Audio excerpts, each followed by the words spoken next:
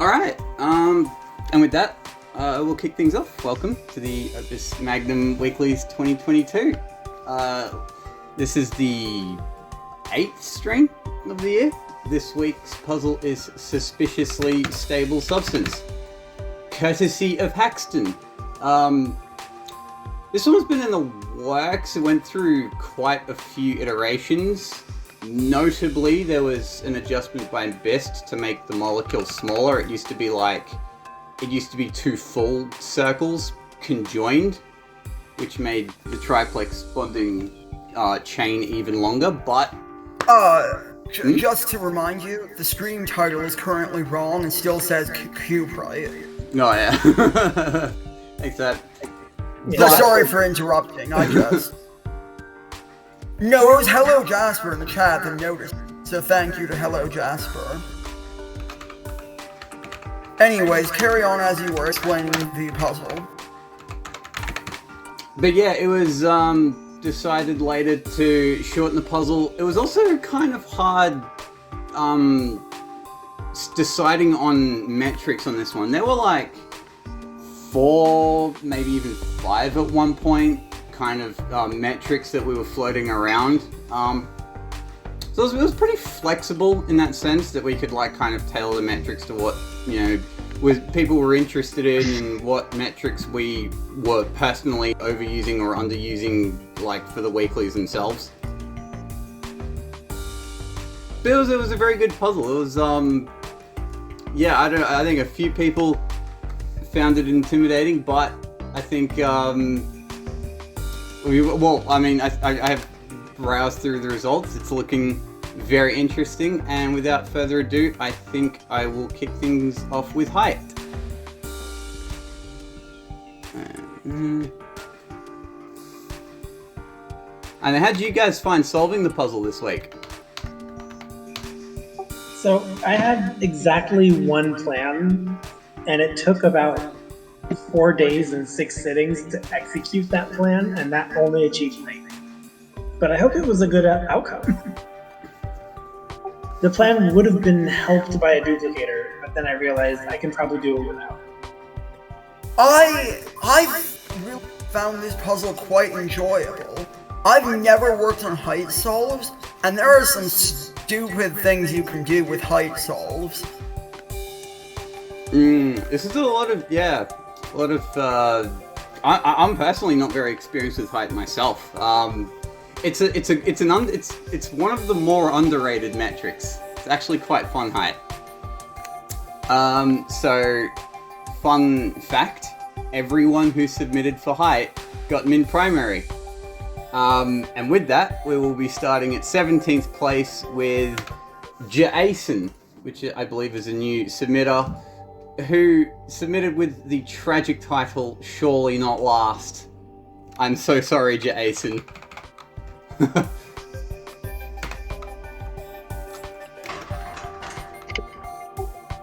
wonder, is Jason any other name that I haven't heard before put in chat? Because I see a Jajaja that I'm not used to seeing in your chat either.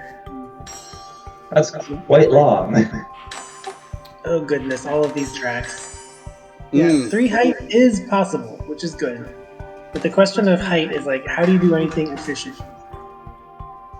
Yeah, like, how do you make it, like, very low height, but also, like, the lowest possible, like, width at the same time, I find this solution interesting in the way that it builds the fire path in the middle, and then has to rotate it. Anyways. It's weird seeing the entire 5 long chain of fire being rotated like that. Yeah, it is possible to rotate around the middle if you haven't bonded more than 2 salts onto it. You can kind of piece together which parts of that shape fit in 3 height during a rotation, and it's not that much of it, but it includes the entire fire. Yeah, that big 5 molecule, I guess we can call it the fire stick or the fire chain, is like you have that pivot. There's not a lot of ways you can like manipulate the object in 3 height, but there are a few, and you're seeing that pivot here. So with height, I guess the canon secondary for height has always been cycles. We didn't really want to play with that this year. Maybe next year we'll get like a height instructions, but no, this was a good height cycles challenge, we thought. And so speaking on cycles, you can see where the you can see the big long track here is pretty much it's its own worst enemy when it comes to cycles optimization, because one has to move all the way back and forth, and it has to do a fair amount of very tragic regrabs as well, which just kind of extends the tape loop. Also, to answer your question, Biggie, Durjaja or Duryaya in Twitch chat is in fact the same person who created this puzzle, or this solution. Thank you for submitting, Jason. I believe this is the first time I've seen your name. Welcome to the Weeklies. I hope it was a good puzzle. I hope it was fun. That's pretty much the main reason we do this stuff. Because we have the tournament where rankings between weeks matter, but here it's just solve it if you think it's fun. So I hope we got that for you. Congratulations on Min Primary, by the way. Pretty much no one else in the submission list who I can see is like new at this game at all. Everyone is really good, and it can be scary submitting when everyone else is really good, but I'm glad you did. Moving on to 16th place, we'll just be reading out the cycle count because it's all going to be 3 height. So at 422 cycles, Alienate Me. How do you rotate text in MS Paint is the name of the song. Wait, really? I actually do not know how to do that. I don't either, actually. So Seen a lot of tracks. Still a lot. One challenge once you've made the ring is that you can no longer rotate anything. Like once you've made a 6-atom circle, that has to only move by translation, and you don't have any room for arms in between that and the output either. So this is, once I saw that it made 2 rings, one on each side, the only way that you can connect them is like to the rest of an output and then put in the output clip. They will never connect to each other. Yeah, and this is double pumped, I think. It's doing the same thing on the left and the right.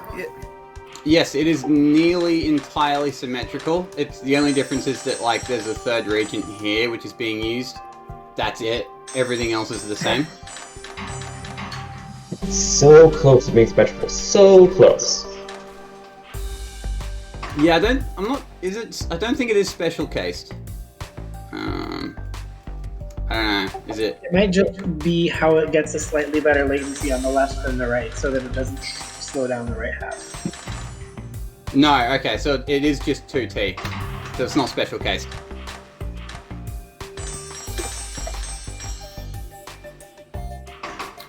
But yeah, it is kind of funny because the pace that this is being built at is very similar to Jason's, but the 2 at once means the cycle count is essentially cut in half.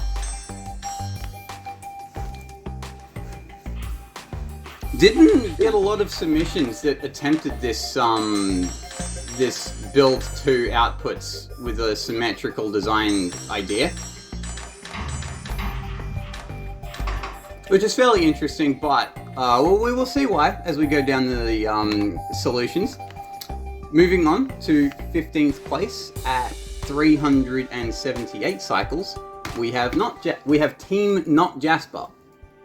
And I can zoom in for this one. Maybe not that far.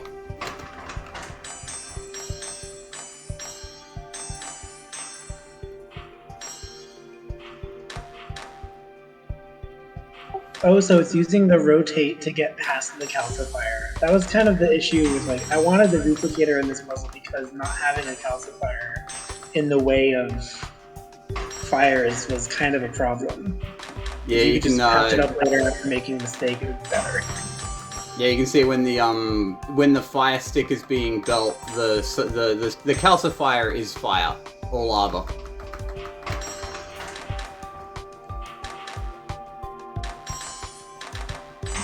But yeah, really the main advantage this has had over the solutions we've seen so far is that it is much shorter. That was one of the things I think people were aiming for when trying to optimize the cycles. If it's a shorter track line that you have to work with, it's, you know, easier to reset everything. And it's less distance that the actual suspiciously stable substance itself has to move. That's a totally different paradigm than ever occurred to me. The idea of one arm doing more than like a small, maybe single-digit number of things is funny. Well, I can see. Well, yeah. I mean, I can see why your solve doesn't really do that, but that's for later in the later down. Moving on, we take a bit of a drop in cycles again to 310 cycles with Rubik's.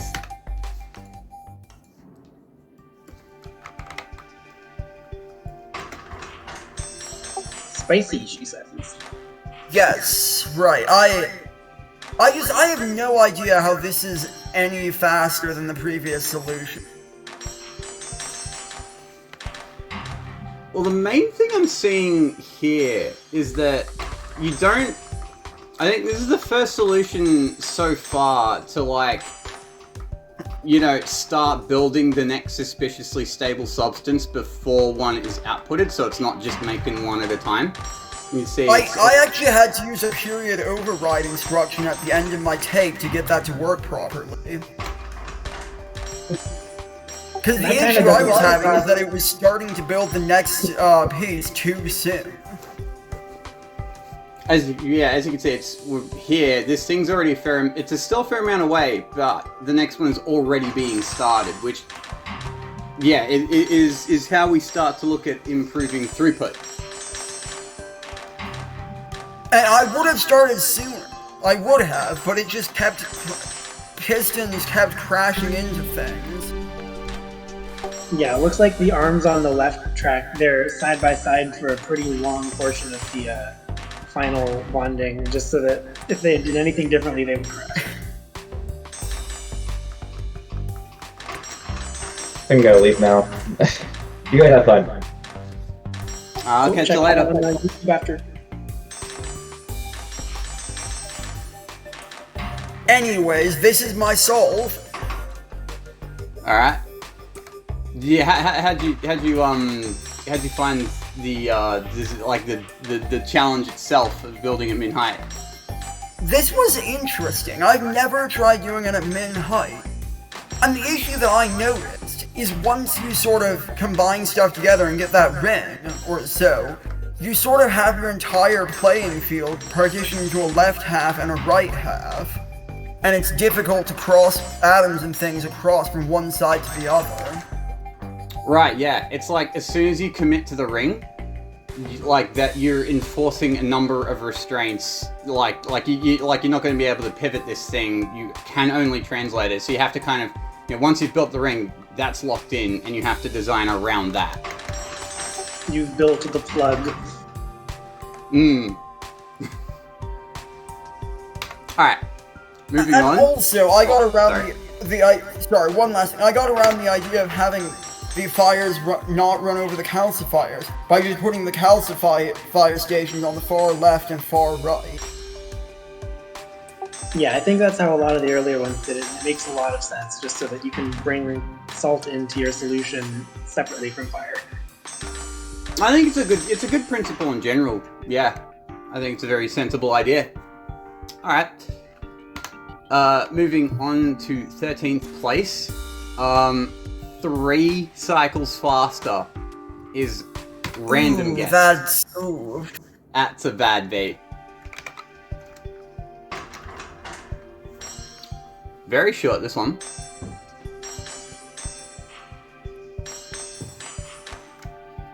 Okay, it's an interesting idea here to build 2 molecules separately. have a 2 molecule and a 3 molecule, and only combine them at the end here. Once you've already gotten like most of the triplex bonds on.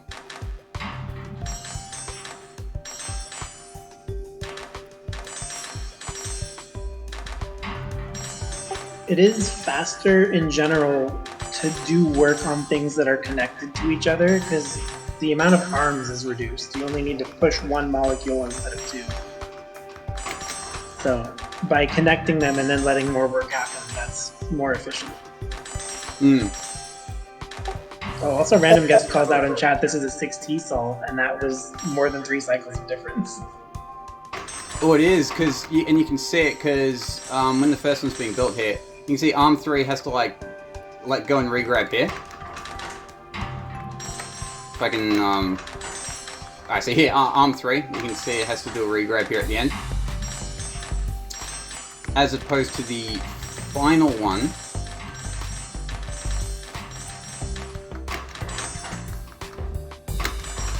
Here it is grabbed here ahead of time, and... Sorry? Oh, it made that trip as a shorter arm instead of a length 2. Interesting. That was the clutch 6T latency reduction probably earned you that 13th spot. I did not know that was possible. Thank you for teaching. There's a lot of cool tech in height, which, like, yeah, I don't know, it all looks cool to me. As I mentioned, I'm not the best height optimizer, but yeah. There's a lot of cool tech I to be managed found. to fit a triple. I managed to fit a triple arm into my solution, and I'm happy about that. It's kind of perfect for the useful in 3 height is fun. Okay, moving on to 12th place, we take another drop in the cycle count to 247 with Brother Mojo.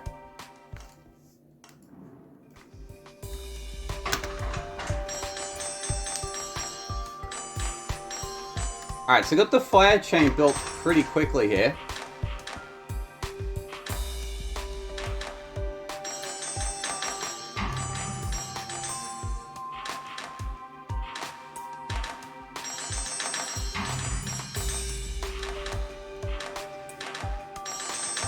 Yeah, this is a pretty reasonable breakthrough. There's like breakdown. I mean, half of the machine is devoted to making everything except for 3 of the salts, and it's bigger and has 2 inputs. The other half pulls the partial product over and then grabs the last 3 salts and bonds them on.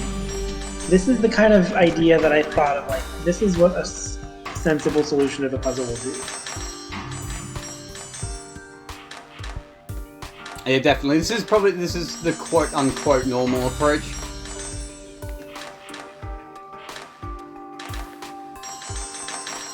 Doing that in 3 triplex bonders in a pretty compact area saves a lot of the return instruction difficulty. Though you still have arm 1 responsible for carrying so many separate pieces, like it has to move the salt after it moves the fire, which really limits your throughput. I do like that this entire track here is one contiguous track. Yeah, I think for +5 gold I could have made an enormous contiguous track in mine, but I kept them separate if they could be separate. You never forgive yourself if you lost by 5 gold to the winner. That would have, yeah. It'll happen one day. Anyway, moving on, we have The Host Solve by Haxton at 227.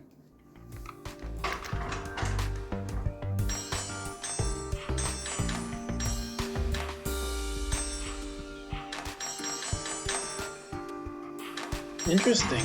The build order on that left half, it's still the exact same, like, breakdown as Brother Mojo's, but the order in which it adds things to the left is very different. So goes ahead and adds a couple of salts to the 3-atom fire chain before adding the last 2 fires. It isn't, yeah. Not a build order you would immediately come up with, but yeah, it's a good one to translate, I think. Yeah, it also gives you some time in which the thing is 2 height so that you can do a little bit more maneuvering. Yeah, exactly. Or if you start to the ring, as soon as it's 3 height, okay, you're plugged. You have to do things with one arm on a long track. This one gets a little further before that one.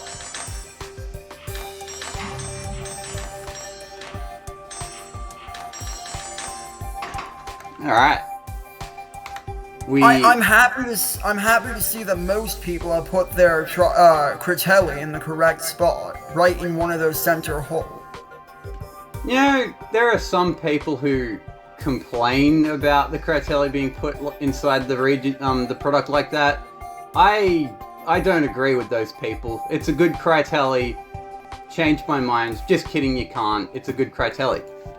There, I said it. Alright, in 11th place, at 204 cycles, we have Ebonov. Oh, wow.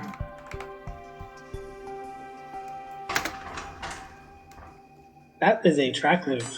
What is the left, or what is the right half of the solution building that track loop is allowed to exist?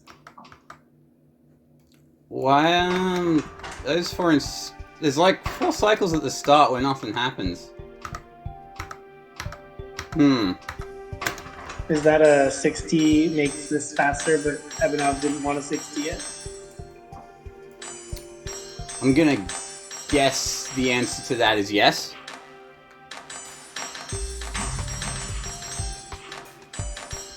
Yeah, that transport thing with the track loop means that it's not the case that one arm is responsible for carrying both the salt and the fire. It's its own logistical nightmare.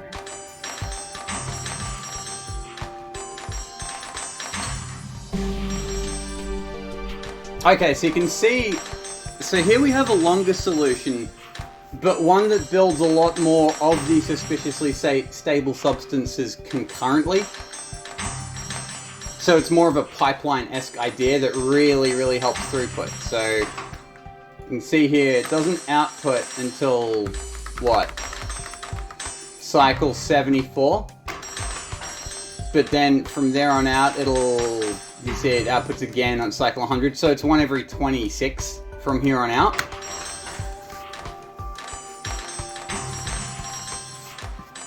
I think the idea with how do I add a third pair to the loop would be like, you could go even faster if the arms themselves didn't have to reset.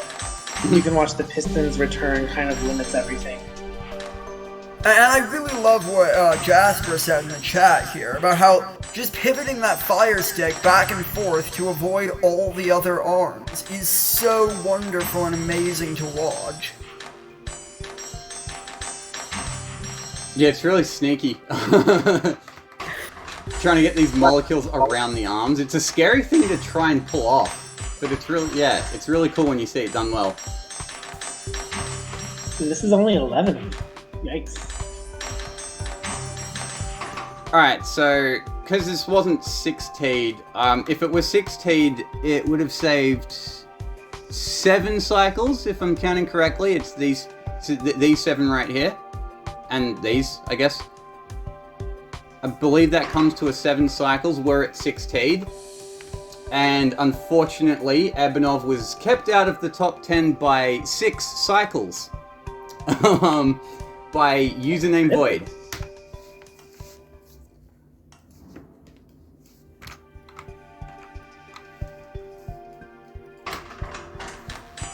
I think we're back to the Haxton solves.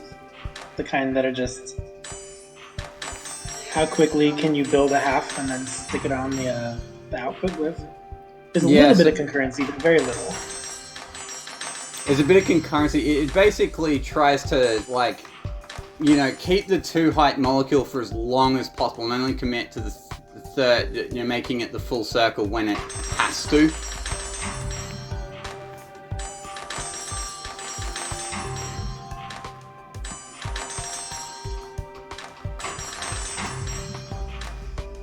It looks like arm 2 is the limiting arm because it has to be so busy to get all the way to the end of its track at full extension and then come back and do something afterwards. Yeah, definitely.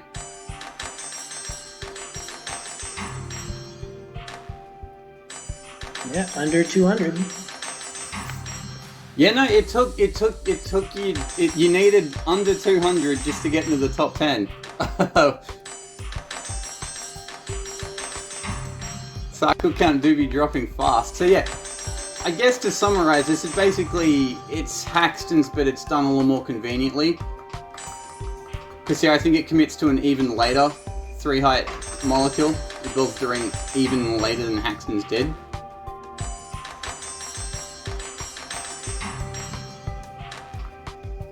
Alright, so moving on, in 9th place, coming in at 182 cycles, we have Bambi. Alright. What a name. What an arm pile on the left. Is this a track river?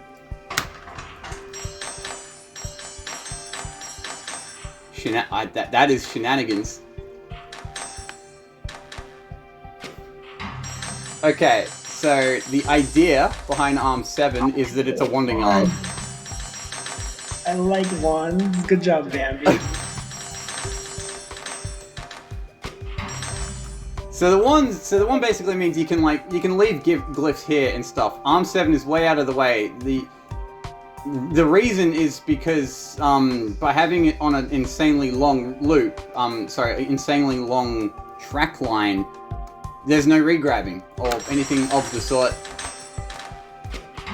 There's one regrab at the end. So much more reach. It has so much more reach. You don't have to have any one arm that goes to the edge of the arm base doesn't have to go to the edge of the product.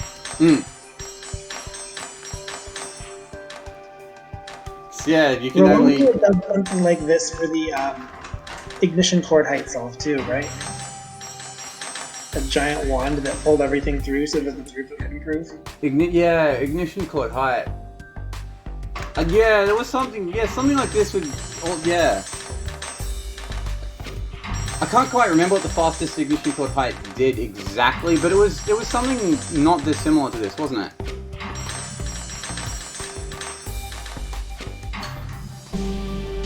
It had the benefit of only needing to make one output because it was an infinite. So this one has to also unbond it and retreat it so that you can use the glyphs near it again.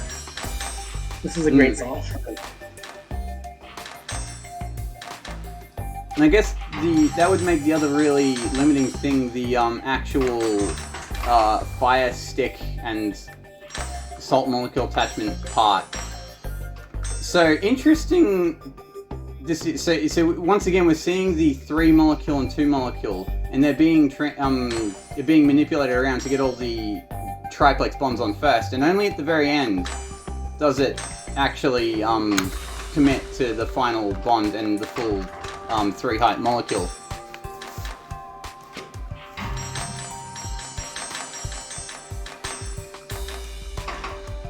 Because yeah, that would be the limiting factor here. So. With that, unfortunately for Bambi, he was pipped by a single cycle by Spiritual Shampoo.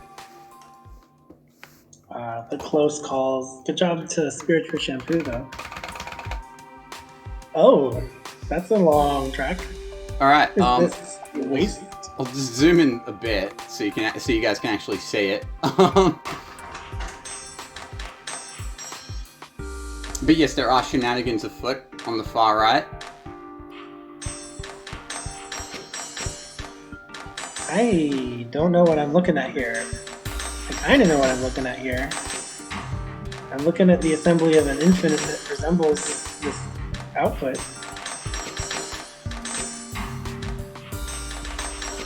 Oh, okay, it's just got a long pushy stick. it's purely to reduce latency. I love it.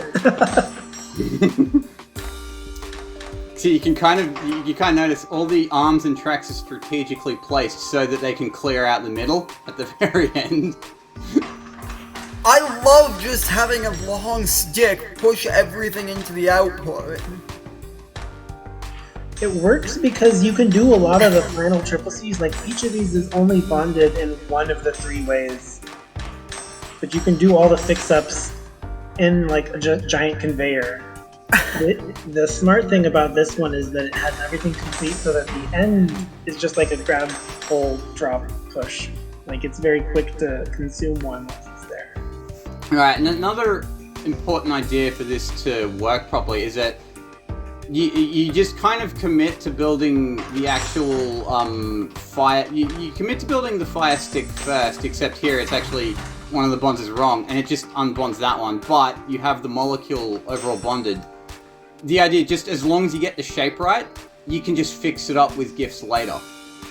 Because you're just translating. And you have to have all the right salts, because you can never add a calcifier. It'll destroy everything with that. Right, yeah.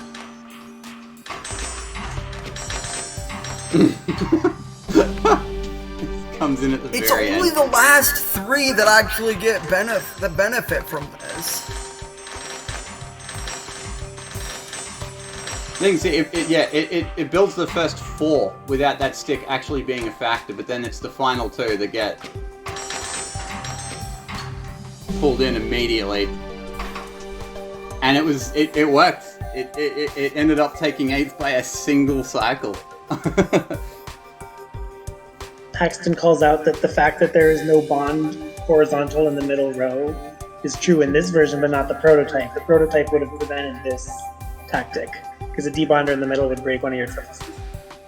Right, yeah, like this debonder, like if you had it here or something, kind of ruins the idea.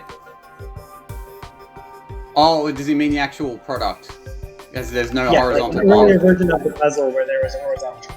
Yeah, sorry, yeah, because the old version before this changed it, as I said, it was like 2 full circles, and there was like a triplex bond in the middle. See, that would have ruined this idea. All right, and with that, I think we can move on. In 7th place, coming in at 163 cycles, we have Mr. Puzzle. I'm going to zoom in once more. That's so tight. You can get 163 with only this much space?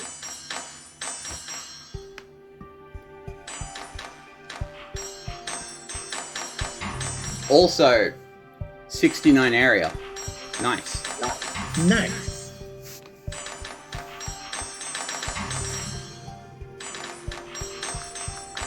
Alright, so super fast building of the actual fire stick shape, and then it just like trusts itself to get the rest of its triplex bonds on at the end here. Also complicated kind of way to get the salt molecule here on kind of separately. It's very tight. Yeah, this is a 25 cycle loop limited by ARM 6, I think it is, that's doing all of the motion for the output. Yeah, you can see ARM 6's tape loop almost entirely full. ARM 11 as well, but that one doesn't really matter because you can make that one faster if you wanted.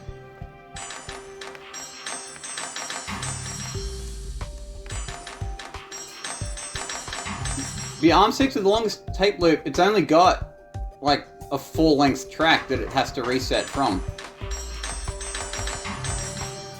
Yeah, the solve does a really good job making ARM 5 and ARM 9 useful so that ARM 6 doesn't have too much work. You're very claustrophobic at ARM 9. It gets completely surrounded by atoms. Absolutely. I'm still kind of curious how... Well, yeah, it makes its first product pretty quickly, so the 25 cycles per output beyond it doesn't take that much time. Right, yeah, so it outputs on cycle 38.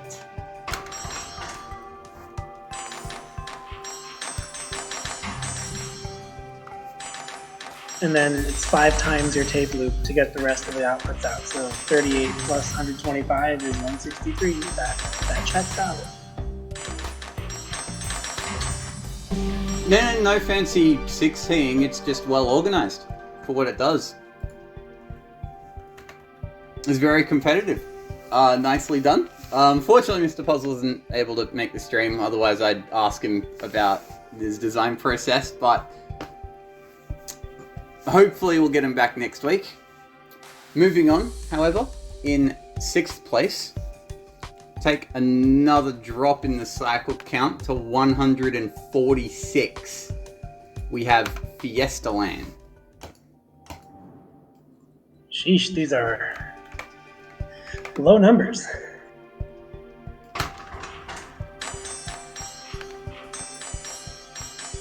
You say these are low numbers, but we haven't even gotten to your soul. I mean, their low numbers making me sweat a little. This is really efficient with how it's getting the near output onto one away from the output product square. So I guess think the arms on the left are so well orchestrated that there isn't a long pull like in so many of the others. Yeah, so I guess the part that impresses me is this middle bit. So first point of order is they have to get this salt molecule through this track loop with 3 arms on it. And so yeah, getting that, and it has to go through the region, because otherwise it can't go through. So scary bit of, it's a pretty scary and tight squeeze, but they make it. But Fiesta Lane make it work really well. I also really like the way the fire stick itself is bonded together. So you can see it does the 3 and the 2, and bonds them together at the end after getting a bunch of triplex-ons. But like the movements themselves are super slick. If I play them in order, I might even zoom in for them. Only 2 triplex bonders. It's so slick. Like, yeah, those movements are super nice to look at. It's just, it demonstrates a very strong understanding of, like, molecule movement and how you can get things bonded together nicely. And also, it keeps perfect track of the triplex bonds that it needs to make, because as Biggie mentioned, only 2 triplex bonders. And it kind of makes exactly the bonds it needs to. So, like, very little superfluous movement here. This looks to be program 6T, is that correct? That is correct. As you can see here, ARM 12 has to, like, wait a couple cycles for ARM 1 to do its thing.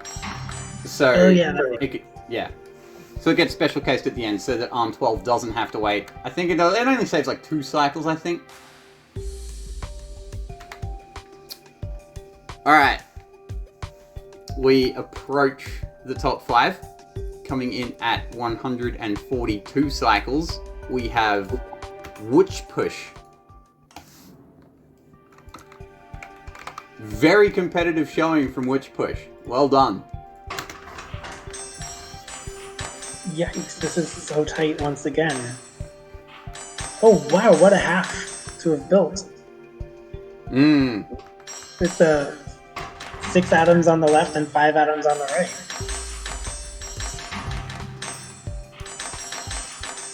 This actually looks a lot like Rubik's solve, where it has to back up like 2 molecules wide to get over all the right triplex bonds. And it gets there just in time. Instead of building a left half and a right half, this goes ahead and builds a top half and a bottom half. Yep. And I really like the top half, bottom half idea. So you can see it at play here, because ARM 12 can just like plant that fire stick onto the triplex bond, and ARM 10 can just, catch it on its way through. It also catches the salt molecule on its way through without any stopping whatsoever. And is designed so that like ARM 10's trip back and forth, like that's almost its entire tape loop. In fact, that is its entire tape loop, and like that's it. What's the cycle count per output here? Is this 18? Alright, so first point of it first outputs on cycle 37. 58, so that's a 21 loop. Oh, okay. Then ARM 10 has to have a delay, because it can't be an odd number, can it? Yeah. Oh no, it has a delay after its first. Right. There's a second retract on ARM 10 that is useless because that retract doesn't do anything. So here. Never mind, it does something. I just thought it was do. It's because of ARM 12. Okay, I was confused. It's a 21, but there's a gap at the end of our state. Yeah, and I believe the reason there is a gap at the end because it outputs here, and that is the same cycle that this the top half gets kind of pivoted onto the area of the product glyph, and the grab happens on the same cycle the last salt is bonded on together. So yeah, it's kind of perfectly calculated, honestly. But yeah, ARM10 kind of has no choice but to wait for a cycle there. This is very nicely, neatly organized. Another thing to mention, because this kind of getting the salt through these sea of pistons, really scary. You only really have to get the first one on through early because of the bonding order, and then it will do some manipulation to get the triplex bonds on, and only now does it need like one of the other two salts. So now it can actually worry about the, final two salts. Super well organized. Awesome showing by Witch Push. I believe this is their second week participating in the Weeklies. Awesome showing. Alright. I don't think Biggie's going to be surprised to find out that Team 42 is up next. We got one cycle on this, but we have a very different solution to anything so far. Alright, so I won't play the whole thing zoomed out, but just to give you a sense of how long this is. Yeah, long boy. I picked 12R and just thought, I'll just add latency until it works. So the first suspiciously late substance? Its first output is cycle 81. And then it produces an output every 12 cycles forever. Alright, so we get to I guess we can talk about Biggie bricking, because this is pretty much what this is founded on.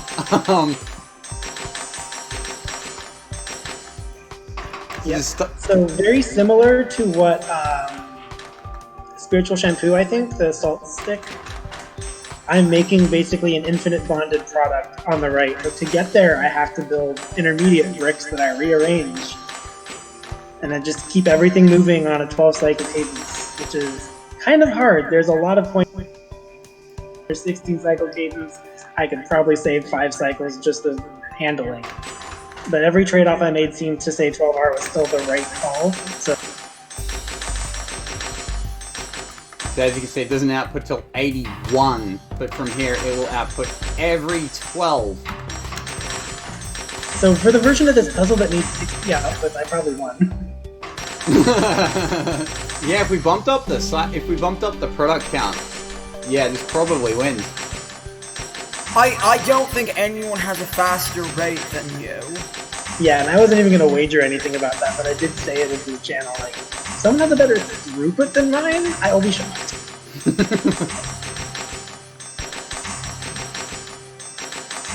I like how one of when you're bricking, one of the things you need to debond is like a fully completed triplex bond. Yeah. So one thing to note, the first version of this that I submitted, the ARM numbers were 1 on the very far right up to like 19 or whatever on the very far left, because I literally built it back to front. I started with fake inputs that I was adding in a separate custom puzzle. It's like, okay, well, let me see, it's convenient to finish if I start from here, this brick.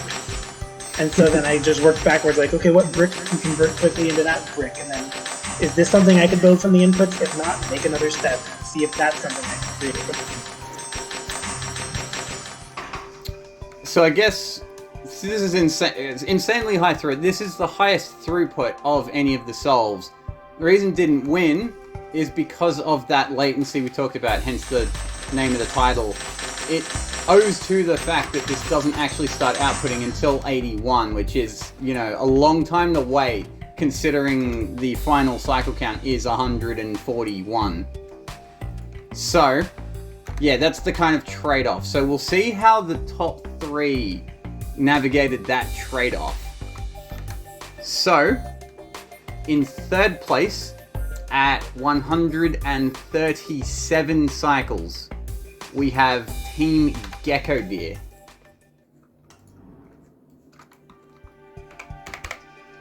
Zoom right in for this one.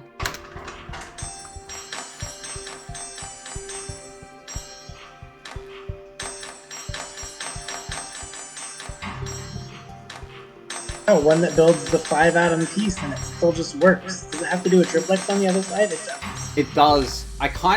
That's kind of the clever part about this, because the division, I think what's clever about this one is the division of labor. So like, so you get this, because we've seen for almost all the solves, the short side, I guess you can call it, is responsible for like, you know, the far end of the, you know, the salt molecule. It just bonds the salt and outputs. And here it also, like, it travels a bit extra distance to sneak in one of the triplex bonds, because it probably would have been like a painful triplex bonds to worry about when it's, you know, in this step during the rest, when the rest of the triplexes are being built. So by, you know, getting rid of, so by making that the short side's problem, the long side can just kind of get away with a much more convenient kind of, you know, fire stick construction process.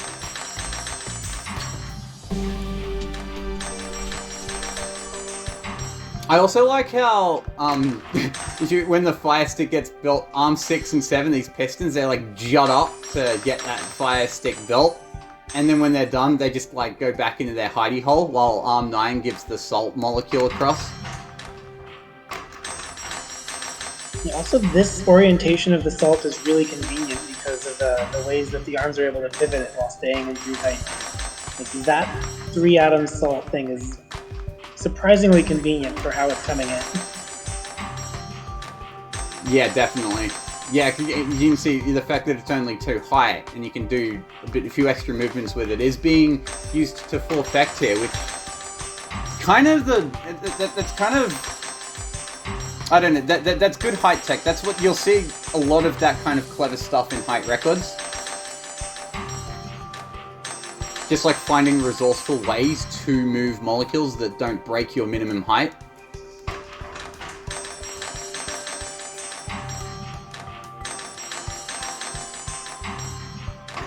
Honestly, after that 12R monster, this is almost shockingly simple for what it is.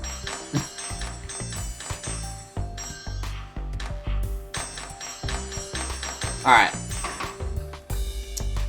Moving on though. In second place, coming in at 130 cycles, we have Cuckoo 52. Oh, we're going longer again.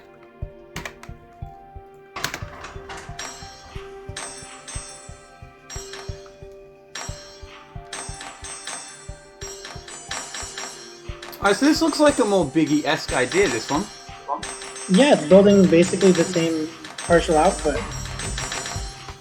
It's found a way to do it that doesn't take the same amount of effort, and it's got a stick to push it at the end. Yeah, you almost didn't notice it, but like, yeah, as this is all happening, there's just like a cheeky fire stick here. Yeah, this is the exact same monomer, but it builds the infinite without as much hassle because it's not trying to do it in 12R. It's very hassle-free, just like pretty much nothing is rotated or pivoted at all. It's all translational movement. Here here you get pivots, but like it's the short side. You can get away with a lot, but this long side, no pivots, no rotates. It's all just move it along.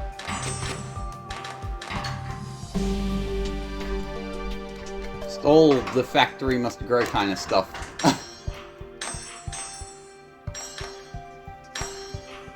It's pleasing that I was onto a good idea, at least with this monomer. I just worked backwards, not budging on my throughput. Alright, so you can see, so this one, it outputs on cycle 59, which if we are comparing this to Team 42's, that's a 22 cycle head start. And this will output every 15 cycles as opposed to every 12. So that 22 cycle head start is enough. Also, there is latency reduction at the end, which helps with a few extra cycles. So as we can see here, 117, but the last one, you get a couple extra cycles out of that stick. So it would have been 132, but it is instead 130 thanks to that stick. Look at that defiance of height. That piston is clearly exceeding the tube. Oh.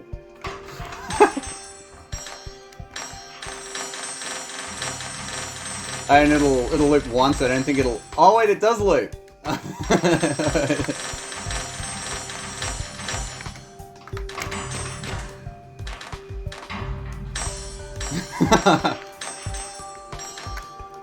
Yeah, this is a brilliant solve by Cuckoo52. Good job, like, finding the better way to do this infinite monomer thing. So this solve, it had the lead for most of the week. It was like 4 or 5 days of the week was this solve was in front. Honestly thought we were gonna win. But once again, on the last night, coming through clutch on the secondaries is Calyresis at 120 cycles. Yeah, I'm terrified. Calyresis for Tournament 2023. Alright, so only the second, well, maybe not the second, but is one of the only solves to commit to a symmetrical 2-pipeline thingy. How do you get the salt on the other side of it? Oh, well, there's my answer. It does. At the beginning, yeah. So yeah, it does the salt first, and it gets 2 of the... So it gets so yeah, it gets 2 of the fire stick on. It'll get the other fire stick on here, and it's... I don't know, the fire stick... It's amazing that, like, it makes the triplex bonding part look easy. Like, it's almost, again, no superfluous triplex bonding here. It's all kind of well taken account of. I mean, it does have 4 triple Cs on both sides. Its last walk from the center to the output is taking care of a lot of business. It is. It's just that there's 2 of them. So it only needs to build 3, products. It didn't even use the 3rd reagent. The absolute madman didn't even bother with the 3rd reagent.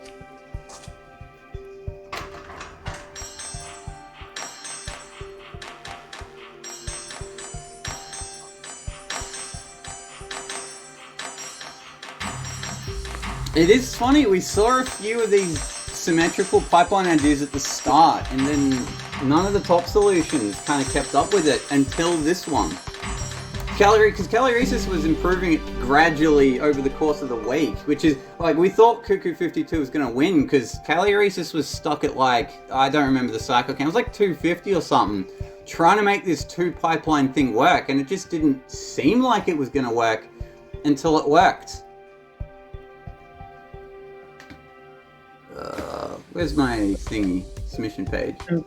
I'm curious about if a community attempt at making a better height solution to this puzzle would do anything more like this, or more like Cuckoo52 and I with the monomers. It's hard to say. Yeah, so it was 250 for a while, and then, like, with a couple days to go, it was 150, which was still very good, but it's like, ooh, is that it? Is that, as far as, like, that seemed like a bit of an improvement.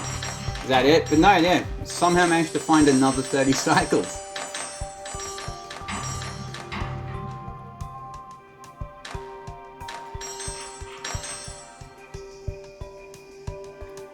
I must say, I do see Madmaster in chat.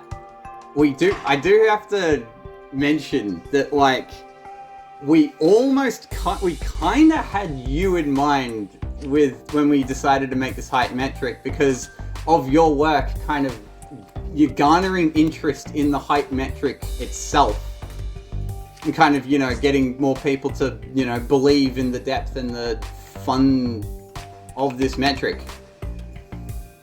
So yeah, we're a touch disappointed not to see your name in the submission list, but it's alright, you've already done enough for height. And that Vaporous Solvent cycle solve was amazing, and I can see why it ate your attention. So I thought I'd give Mad Master a shout out, even though we didn't see their name in the submission list. Alright. That was one metric, we still got a second to go. Let me boot that one up.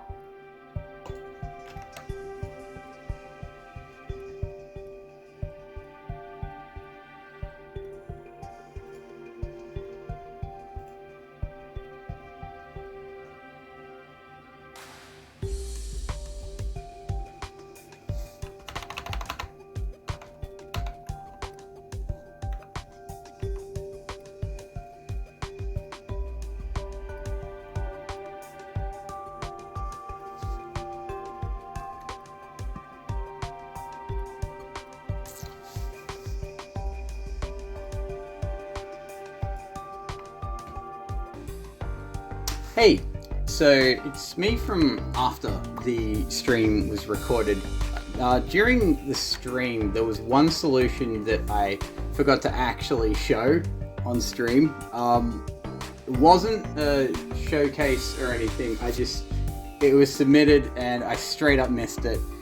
In my haste to get the solution parser running to start area. I apologize, but that's why I'm here re-recording this. So without further ado, in what is actually 14th place, we have Realliance.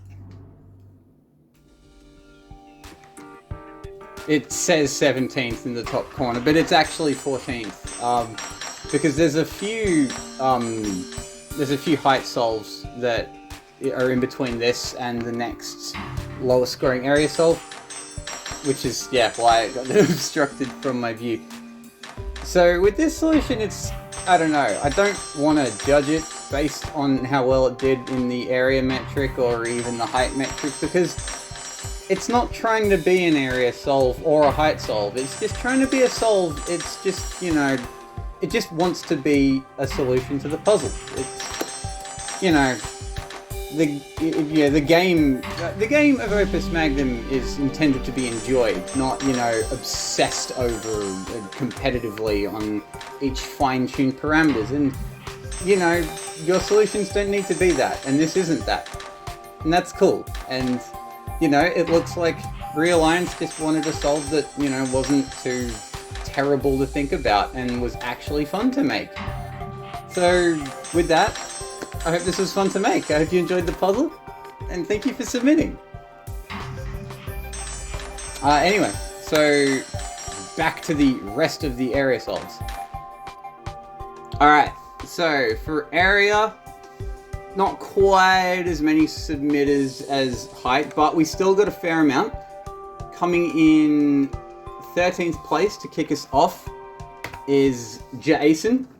Once again, welcome to the Weeklies. Starting at 33 area.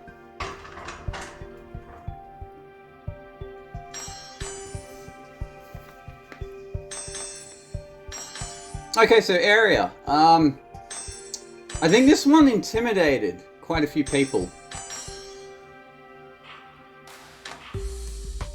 I know I certainly didn't submit anything because I was very intimidated and had no idea how to begin. Yeah, I guess the thinking behind area was that, like, it looked kind of... Yeah, it was a difficult one to primary optimize, and I think we were interested in a more primary focused area challenge, because we've had a lot of secondary area challenges here on the Weeklies lately, so I think it was kind of nice to get a primary challenge for area. The problem is that makes it more intimidating, because, like, when the min for area is unclear, you kind of feel like you're not quite sure where to aim, and it can be scary when you're not sure where to aim. I've heard of dubious cost in the past, but this really felt like dubious area to me. Hey, this was very much dubious area. Yeah, this is the kind of solution where I look at it and I see there's a serious challenge, because at some point you have 5 fires and you need to put it on 3 triplet spawner equals. What if I just did height instead?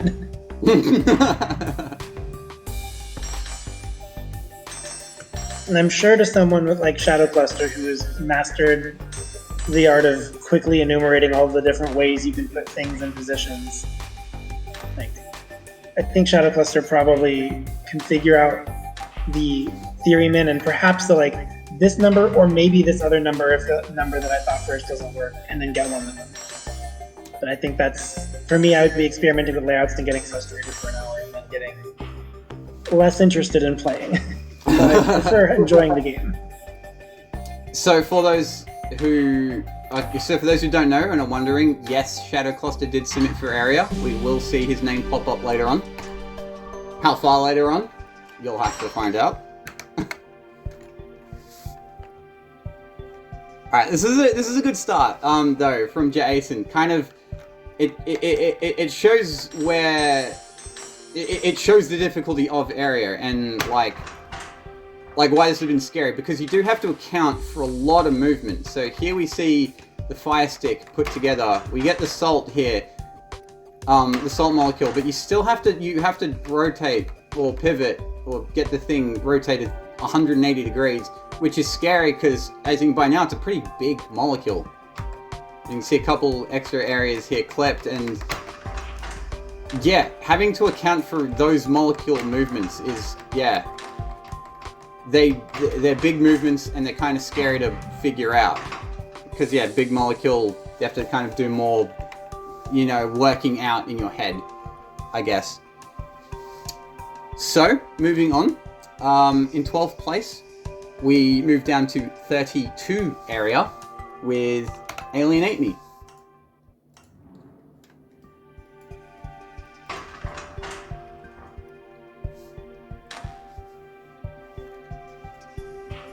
Okay, so the calcifier inside the output, just like Rubik's ordered. Okay, yeah. So the calcifier inside the inside the input. We were, yeah. I don't know. I was very curious in area to see how much stuff was going to get put inside the output. Well, I have a conjecture that it's impossible to solve this puzzle with both slots filled with calcifiers, both input slots. I don't think you can do it if you fill both of those 2 slots with calcifiers. You can just swing something in. Yeah. You just take up a lot of area. So yeah, so I guess like if you're trying to, you can like do that, but this is a pretty area-heavy movement. Like that's scary. You don't. Having to calculate for an area movement like that is not something you really, you know, super keen on doing, because it's like, what was it? Whoa. Why is my mouse jittering?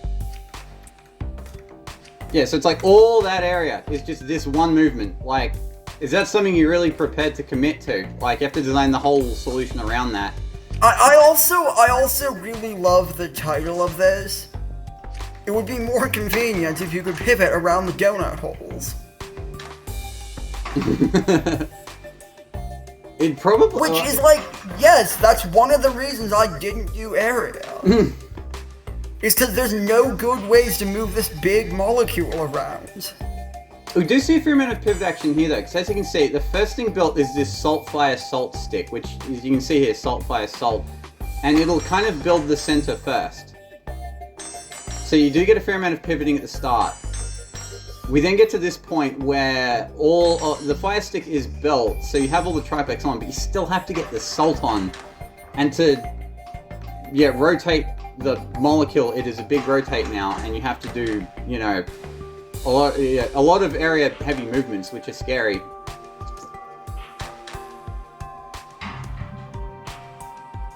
Which, yeah, like, it's absolutely no surprise that you get, like, all these, like, chewed up, like, yeah, absolutely no surprise at all.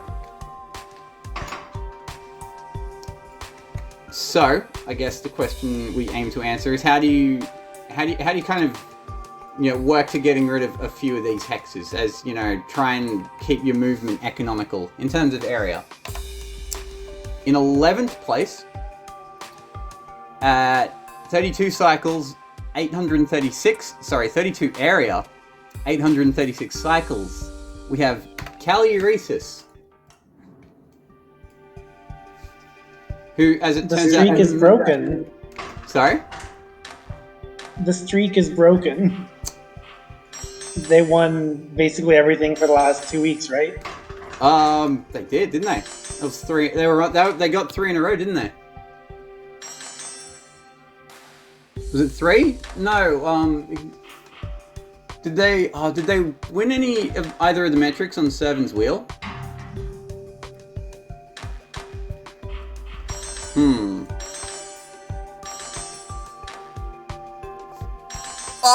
This mad lad has decided to put the input inside the output. The Nuchar school of single atom inputs. It would have been very disappointing if no one did this. I was really looking forward to seeing this. I'm already satisfied. The next step is to use the other side to put a calcifier there. Yeah, like that or something. Very insane. No, Sorry? No, one of the holes should be filled with a calcifier, and the other hole gets filled with the input.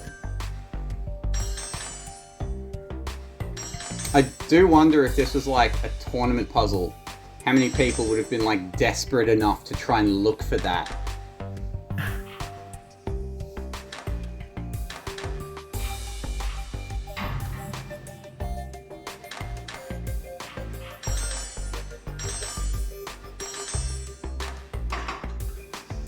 It's really cool though. As a design constraint though, it's very, it's always been a hard strategy to make work. But especially with this, because you do have to do a lot. The molecule itself does have to move a lot in and about the product whole space, which makes the input suppression here extra scary.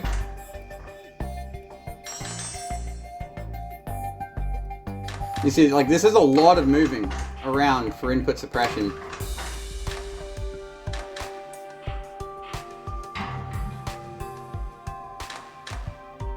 So yeah, getting it to work at all is a real achievement. And they even made it 1T. You can see that arm 1 has like a grab and it ends its tape loop grab.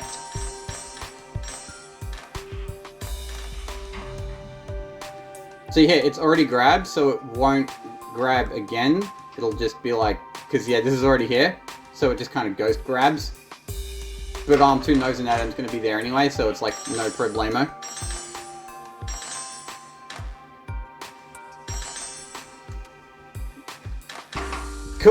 You could have saved like a few cycles maybe by getting rid of that, but I'm sure Calyuresis decided it wasn't worth it. Rightfully so. This was the fastest 32. So moving on to 10th place, we drop down to 30 area with Team 42. Top 10.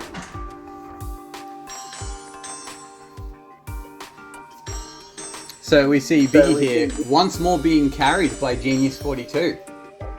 Yeah, I'm gonna admit shamefully that this is the first time I've seen this solve. Aww.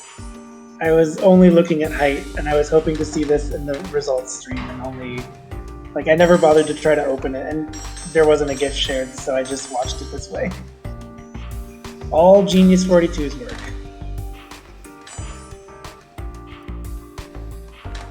Honestly, he nearly carried you guys the entire week until you made your height self breakthrough, because otherwise it was just going to be Genius 42 carrying Team 42. I had a joke lined up about how he was the stronger player and everything, but alas.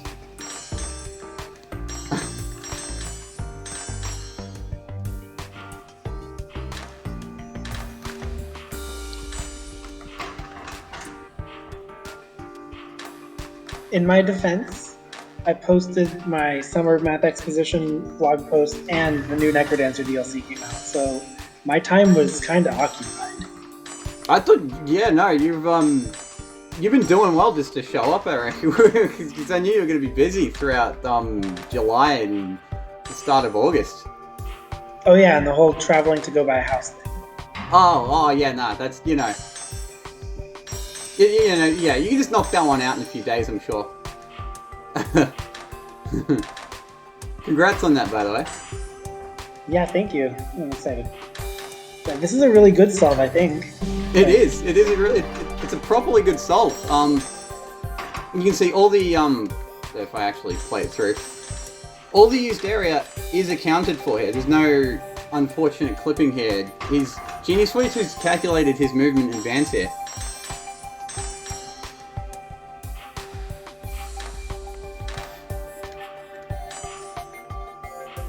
I think the second arm is there because arm 1 could have done this on its own, but it would have used all that area anyway, so might as well add another arm to make it useful.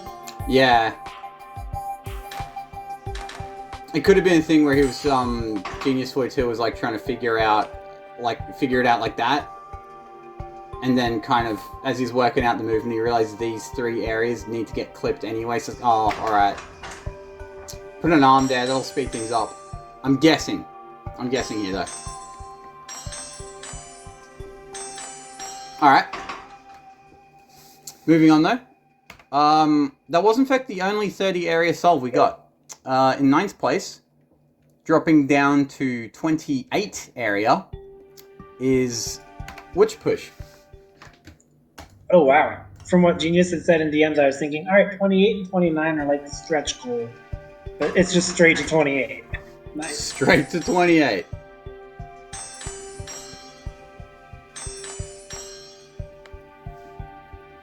Alright, so Fire Stick first.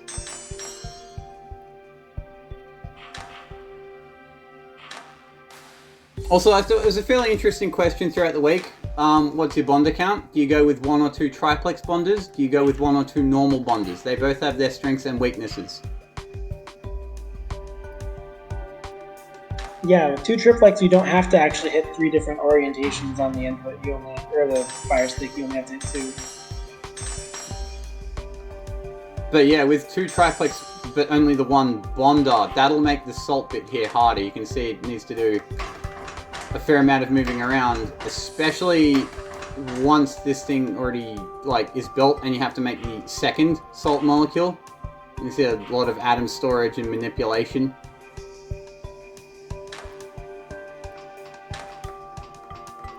It does make it work here at the very end though. Covers almost all of his track.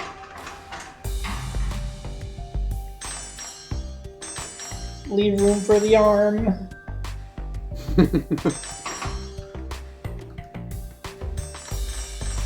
But other than that, yeah, no superfluous area. The triplex hexes are all being put to good use. And he kind of makes sure the swing space is just like the product, and any excess swinging happens over the triplex or the track. Which is very solid area technique. Congratulations. We will move on though. At 28 areas still, but 666 cycles. Brother Mojo. What a monstrous cycle count. Oh, he's a beastly. Very nice. 3 arms. So here we have 1 triplex, 2 normal bonders. And a very interesting bonding order.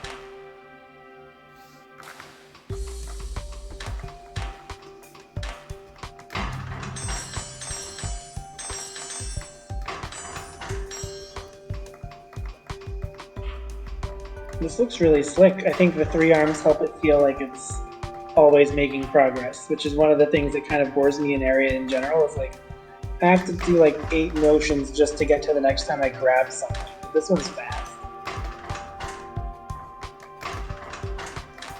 Yeah, I think when I'm doing an area and I get to that point where it's like, it's slow and I have to do 8 motions to get to that thing, I'm just there like, I'm grateful that I can make that movement at all. I'm like, oh, okay, alright, I made it. Okay, cool, what's the next one? Can I make it? Which is alright, I don't mind. I kind of enjoy area solving, but it does mean sometimes I get bogged down in like super hard ideas that might not be, you know, optimal ideas.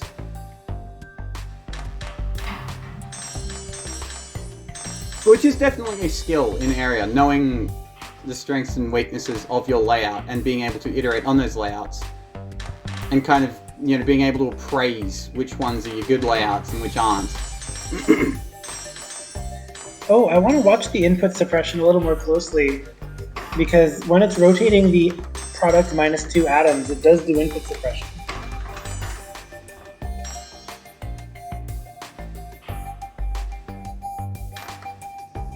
Alright, so it's already, yeah, a bit of input suppression here.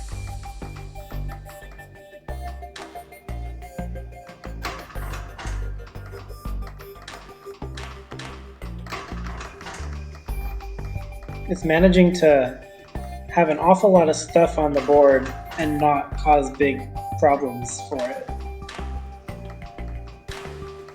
That's a clever input location. It's very nice, yeah. I do like on 3 or 4 occasions, you have arm 1 like planted here, and it's being wrapped around by like an almost completed loop like that. Like multiple, it happens quite a few times. It's really nice. Yeah.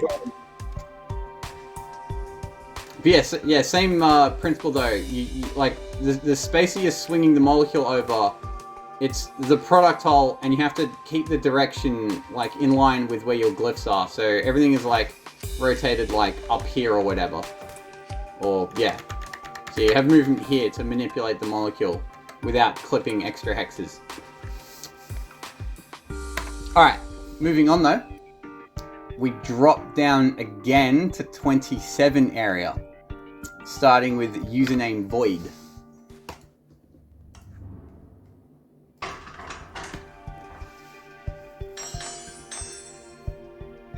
That's a funny title for the fact that it's the slowest so far.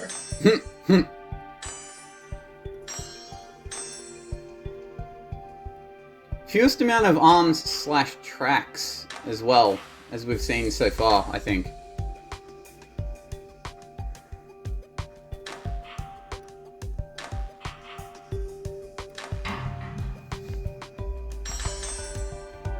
This is shockingly, yeah. This is another.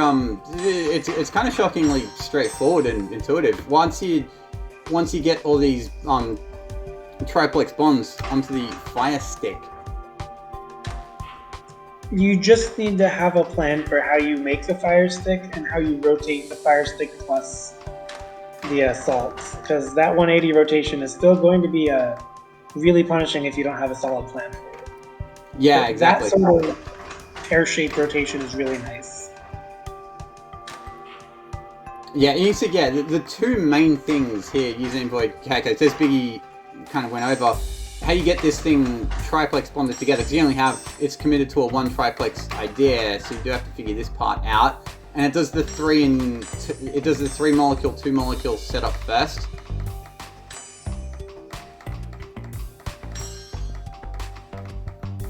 And yeah, it gets the 3rd one on.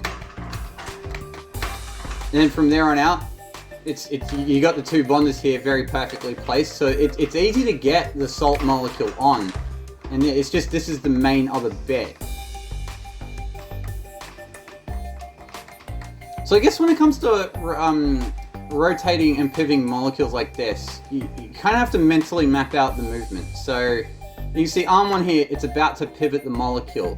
So you kind of have to keep track of all the atoms. So it's a nice visual here. It's going to line up perfectly with the product hole. So you can see like where all the atoms are going to end up. You're going to have this loop here, these 2. So this atom will go here. So that's I guess we call that a 2-2 movement, because it's 2 directions with like a 2 atom offset in a different direction.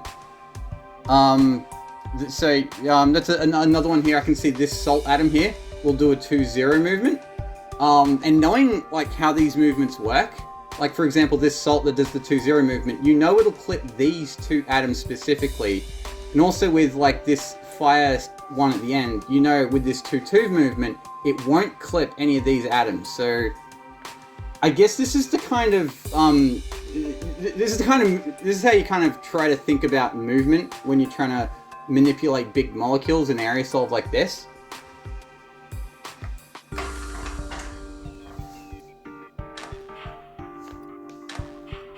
It also requires some memorization of like which rotates are safe. Because the 2-length fixed radius rotation is like the classic example of like, oh, I clipped 2 extra hexes, oops. But this one's using the safe rotations.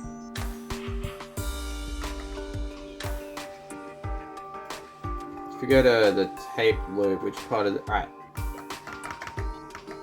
It's like here, for example, like the dangerous rotation here would be this fire, because it rotates here, but it will clip these two, but that's okay, that's alright. This atom, I believe this salt will end up here, so that's a 2-1 rotation. It's important to know that that's a safe rotation. It won't clip any of these hexes, because it'll kind of, the rotation will kind of happen inside the arc. Because yeah, it's got a bit of an arc to work with, whereas this 2-0 rotation, it's not, there is no arc, it's just a straight line, so it will clip. So knowing which rotates will clip, which won't, very important.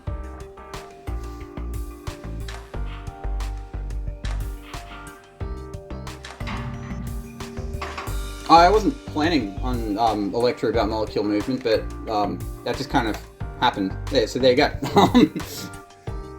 Moving on though. In 6th place, unfortunately, I do have to report the username Void was beaten on secondaries, and it wasn't particularly, like, it wasn't a comfortable win. It was under 100 cycles. Random guest coming in at 1075. Yeah, they had mentioned in Twitch chat, oh shoot, my last second optimizations mattered. It did in fact matter. It's good when it's a good feeling when they matter. When you go like, oh shit, last minute improvements, and having that matters is very satisfying.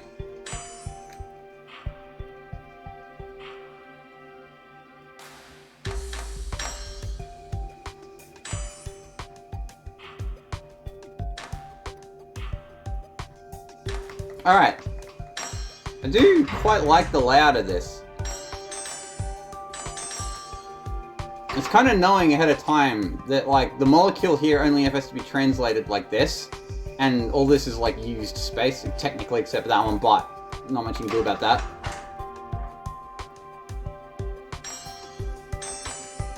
I like the game plan here of this one.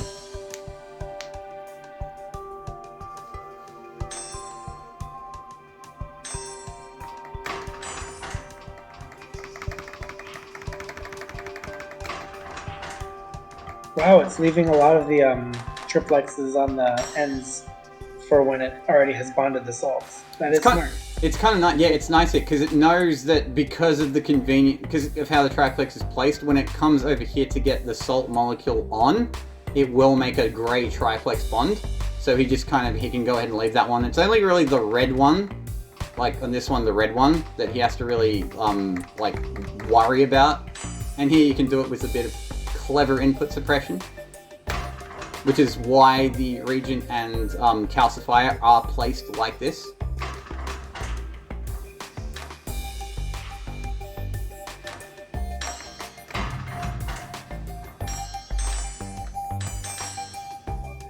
This is a clever solve.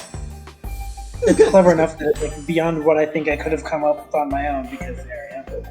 You say that, but then every tournament, you just always perform annoyingly well on your quote-unquote bad metrics.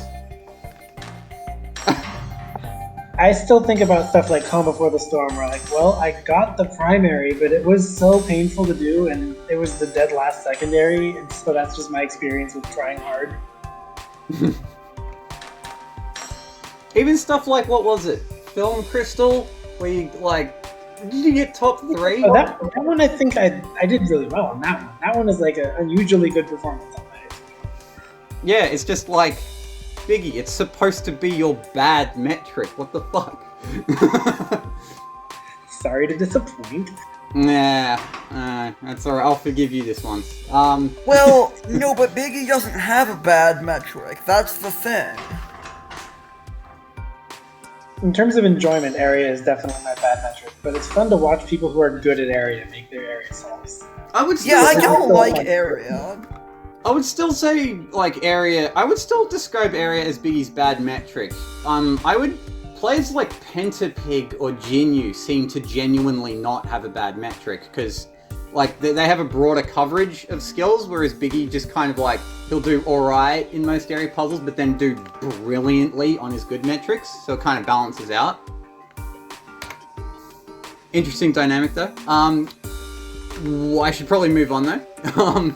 So, entering our top 5, at 27 area and 626 cycles, we have Spiritual Shampoo.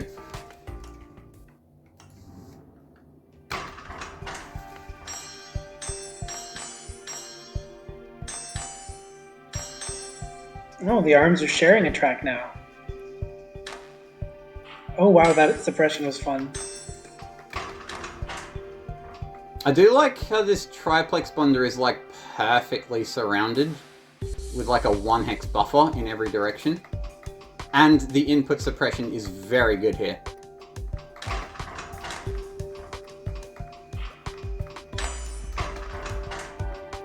Which is, and that's, yeah, that's a scary movement to calculate. Because this salt here would be the scariest one, because that's a 3-0 movement. That clips 3 hexes, but they are perfectly aligned with the product hole, so no superfluous area is clipped. And then you have this, which is like a 3-1, which is a scary looking movement. Again, that's a safe movement. So yeah, knowing which movements are safe and which are not safe, very helpful for area.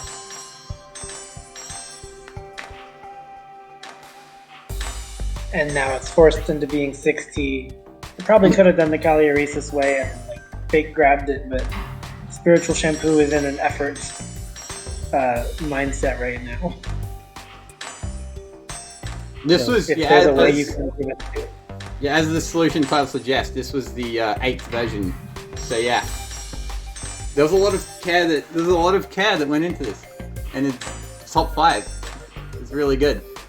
Looking at this, I am thinking back to Cagliaresis's and the decision to actually try the new char strat, and why, at least up to this point, it's not proven to be useful, as opposed to, like, other area puzzles like Life Sensing Potion or Film Crystal, where it ended up being, like, the Galaxy Brain strat. But here, it's actually not proving very helpful or useful to put your region in here. The 1 hex that you could potentially save just ended up kinda not being... Yeah, at least to this point, it doesn't appear to be, like, worth all the pain of having to constantly input suppress it, because of the fact that the product that you're moving around, like, you already have to move around rings with holes in it. And so if, like, that ring happens to fall on and you have a situation where you have a completed ring surrounding the region, then you're kind of dead. So yeah, it's interesting. So yeah, I thought it's interesting that for one, I mean, it would have been cool to see what New Char came up with for this area puzzle, but it's interesting that that's not the play, at least so far.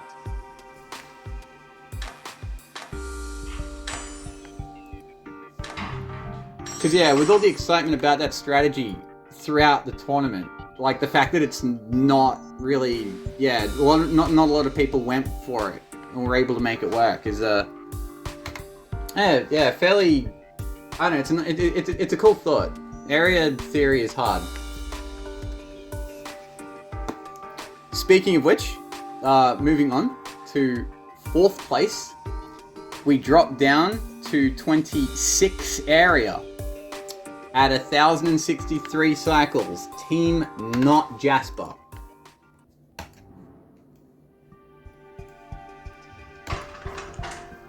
Jasper's prediction was correct, and that this would be the slowest at its primary. It looks very much like Username Voids, but it saves an area somewhere. I was thinking the exact same thing.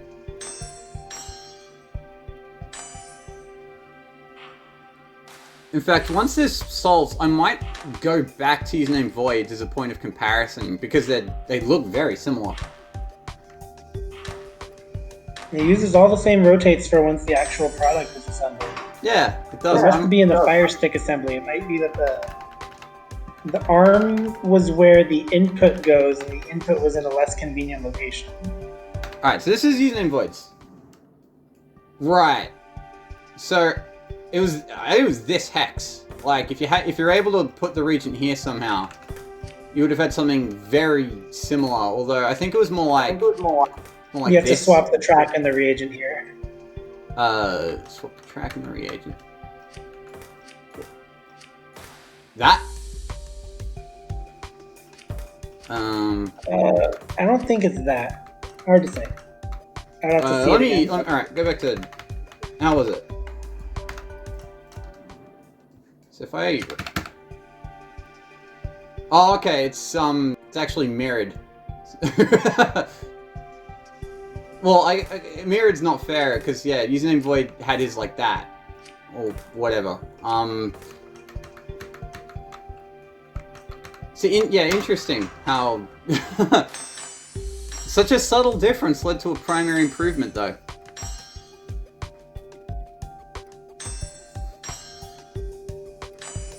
Other than that, yeah, it is mostly the same movement. This one is slightly faster, though, because I think the track placement lets you get a few of the... I think the salt molecules get bonded easier, which could explain why this is faster.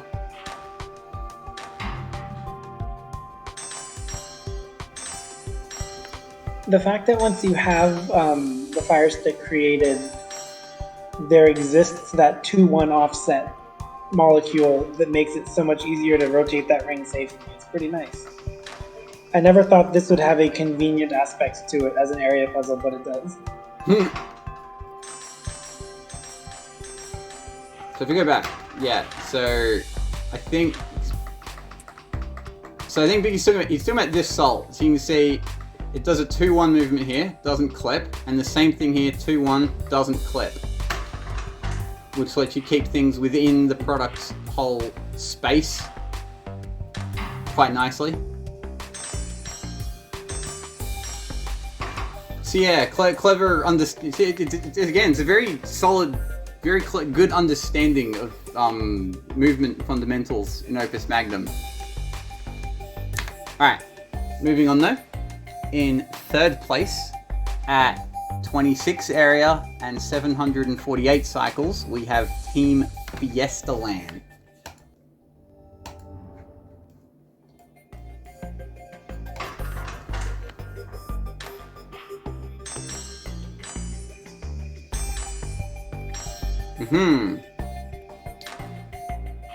Oh, we got more people building salts that are stuck onto the Fire Stick early. Wow, this is a strange intermediate. Very, unintuitive intermediate.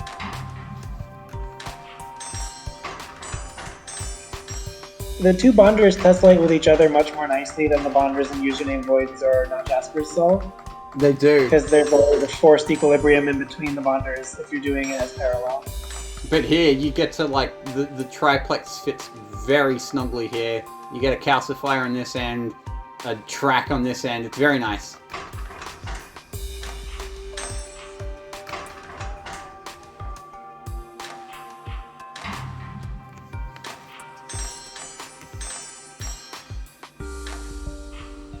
Is it just me, or do Team Fiesta Land have a knack for, like, unintuitive, like, bonding ordering? Like,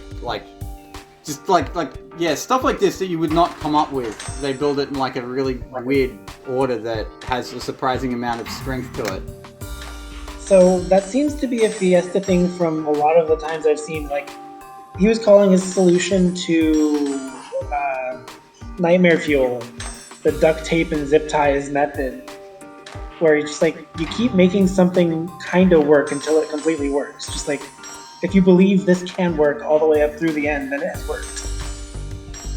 And I'm wondering how much that is like the strength of Fiesta and Cavalier, like both feeding off each other and that working. Like, maybe a strange comparison, but my roommate watches a lot of Dota, so like OG is the team of like all the people who believe something can work even if it's crazy.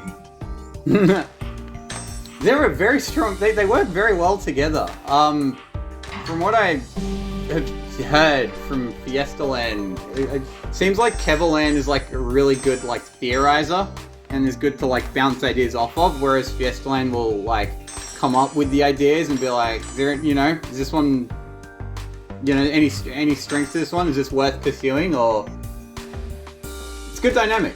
You got a really good team thing going, Team Fiesta Land.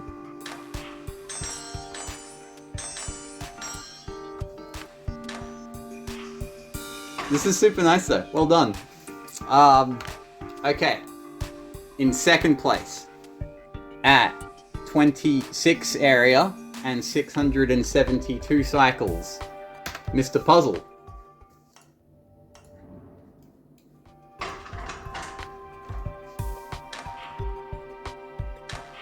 Again, we're seeing non-parallel bonders.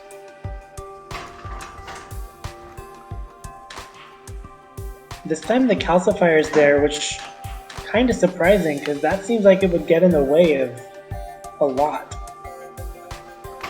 Oh wow, this build order.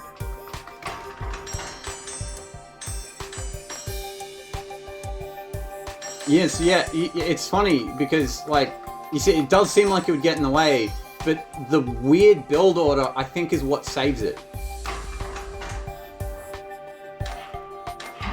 Okay, Mr. Puzzle's got some area chops here. Really cool solve. Like, yeah, like you have to keep track of which ones you want to calcify and which ones you don't here, and there's a movement, I think it's, there's like this movement here, knowing, that won't calcify, knowing that movement won't calcify. The weird bond order kind of lets you not have to move your fire stick in this direction. And that was a cool rotation of the ring. Some life-sensing potion vibes about that one. I have a hard point at even this point until that bond happens. I have a hard time picturing what has been built as part of the output because it looks like it's wrong.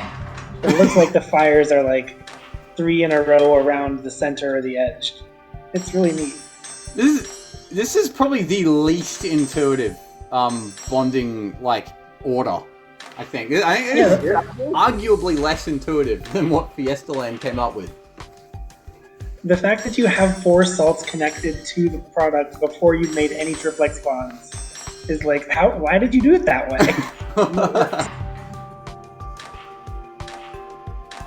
I'd love to ask him about this one. It's a shame he couldn't come this week. Yeah, no, I want to pick his brain about this one, but yeah. This was super cool. Very deserving podium finish. However, there is one name I have not read.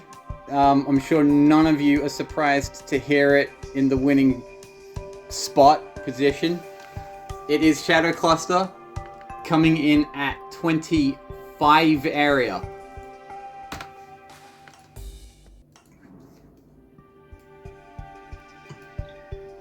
It's funny to think he said he has min, but he can believe min -1 can exist in some possible universe. So, one thing I'll point out, the similarity to Mr. Puzzle's layout, that is nearly identical. True. If we go back to Mr. Puzzles, it's the only difference. If I get rid of an arm, that's Shadow Cluster's, and that's Shadow Cluster's layout exactly.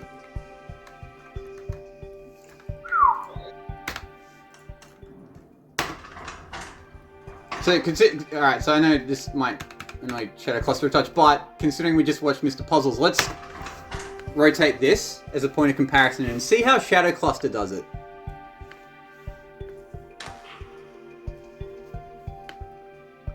There's some salt. There's quite a bit of salt. So this looks a bit more reminiscent to Fiesta Land's bonding order. It's not the same, but it's more along those lines.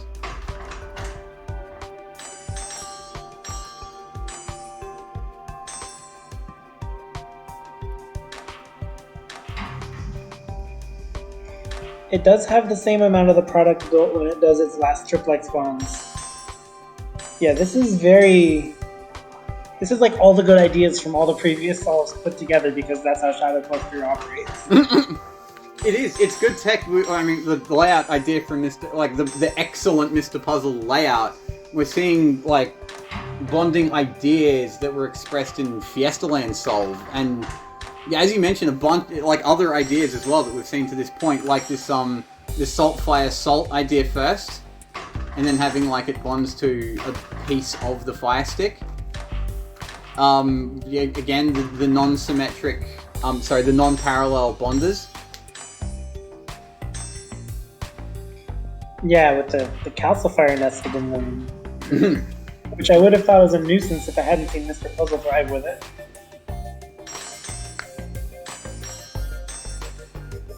I'm curious what Shadow Cluster's guess of like 24, like there was a statement he made in Discord. I'm just gonna admit, I think I have min, but I can delete min -1. Is it something that is like this layout without one of the hexes? Like get rid of the leftmost hex and put the reagent there or something? There. Done. Need a second arm. Probably not. You have ideas, to be sure. I'm struggling to see the hex though. Unless it's like, unless you can make that work. But I didn't think that didn't look like an option.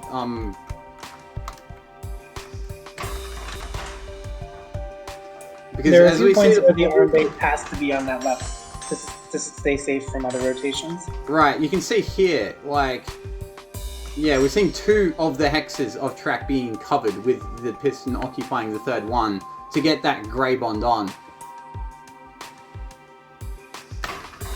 So, I don't know, yeah, personally I'm struggling to see where the extra hex is, but maybe it's like a completely different layout idea.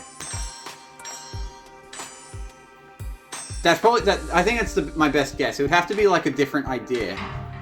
So I'm not seeing the hex on this one. This could, maybe this is min.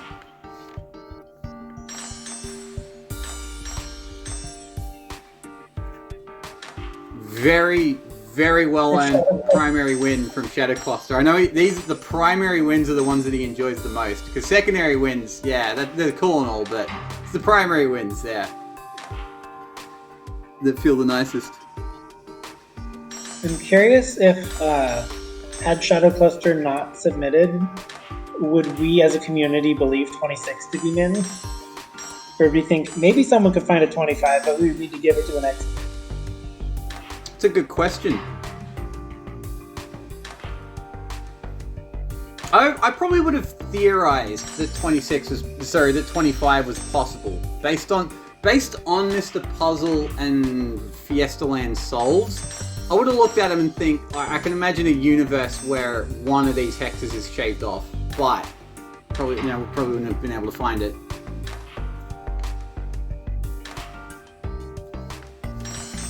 There was also another case where Mr. Puzzle was winning for much of the week, for like 3 or 4 days of the week, until Shadow Cluster finally got some time spare to actually look at the puzzle. And yeah, found the 25, because, yeah, it's Shadow Cluster.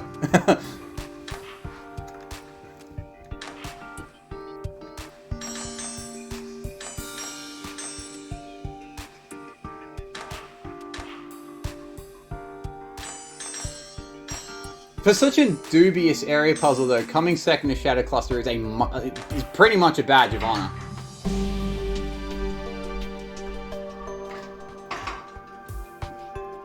Very well deserved win. Those were, honestly, those two metrics, very fun to go through. I liked, they were good depth, and they got a fair amount of interest. It was really cool to see. I do have puzzle to reveal before I go to showcases.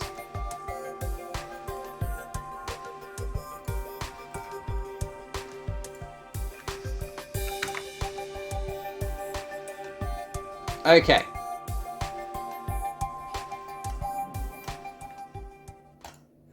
Your puzzle is lustrous syrup. I really should build these feng shui things ahead of time.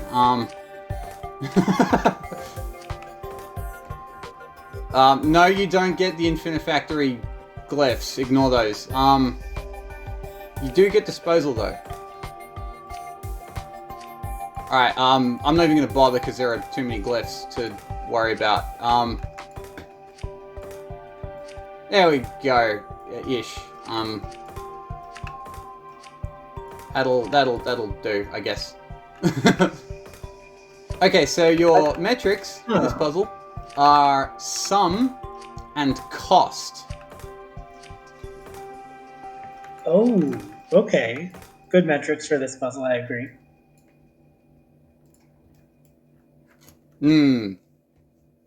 So, alright, so yeah, this puzzle was co-authored by Haxton and I. Haxton, it came to me at like the very beginning of the creation design process with the idea in mind. I will probably save talking about that idea until, until the next week's results stream, because I don't want to risk spoiling anything, but yeah. Shouldn't have messed with it. It's a cool puzzle. I look forward to seeing what you'll come up with. And yes, I'll make a cycle showcase. Nice. Looking forward to it. Yeah, I don't know what a cycles showcase will look like with all these regents though. I mean, keen to find out. Okay. With that, I will get showcase booted up. I will close the parser for that metric.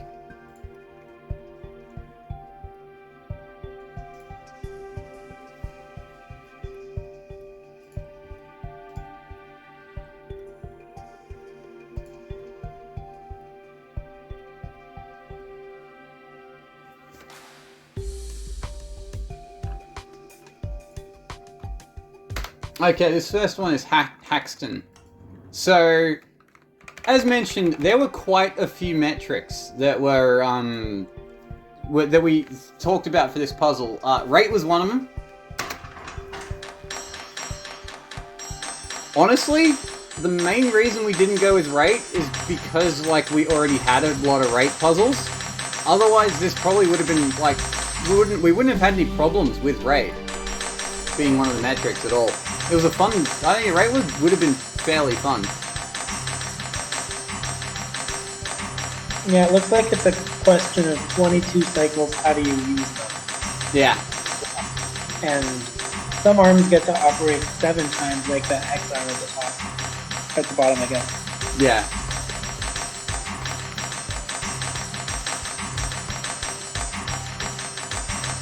I haven't updated the website yet, sorry.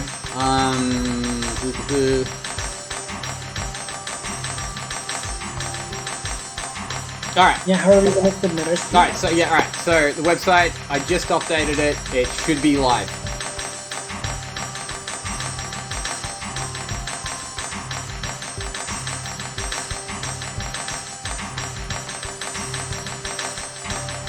For all you fastest guns out there, hope you enjoyed the stream. For the rest of you, we have a few more showcases to go through. Also, rate solves with a lot of triplexes are very loud. It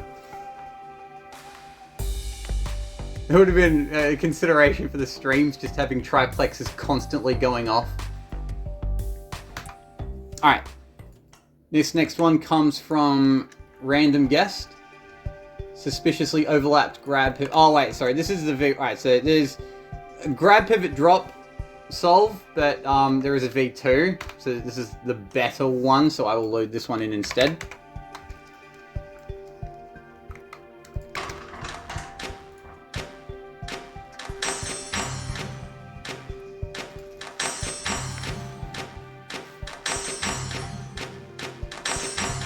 This is really clever.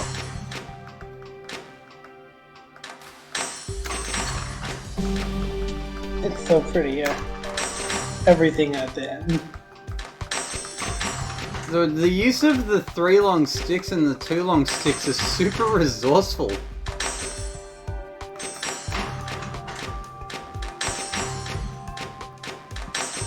Yeah, no, this is awesome. Well done.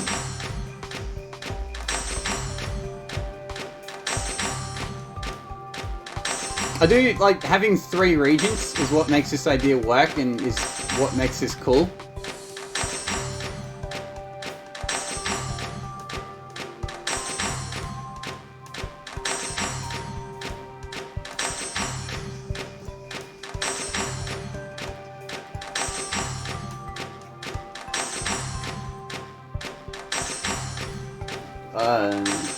Alright.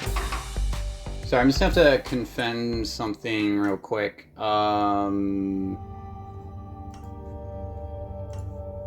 Sorry, I just saw something in the Discord. Rubik's was saying there weren't any debonders. I can confirm there are debonders in the puzzle, but yeah, it just weren't on the website.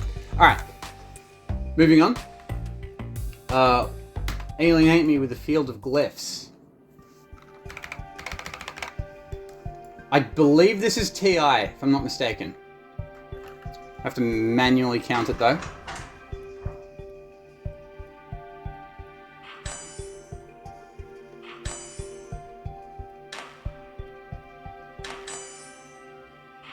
$41 TI. There we go, 41.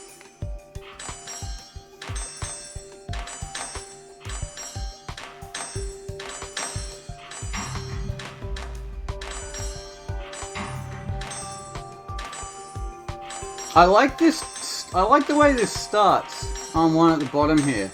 That's cool. That's quite cool TI tech.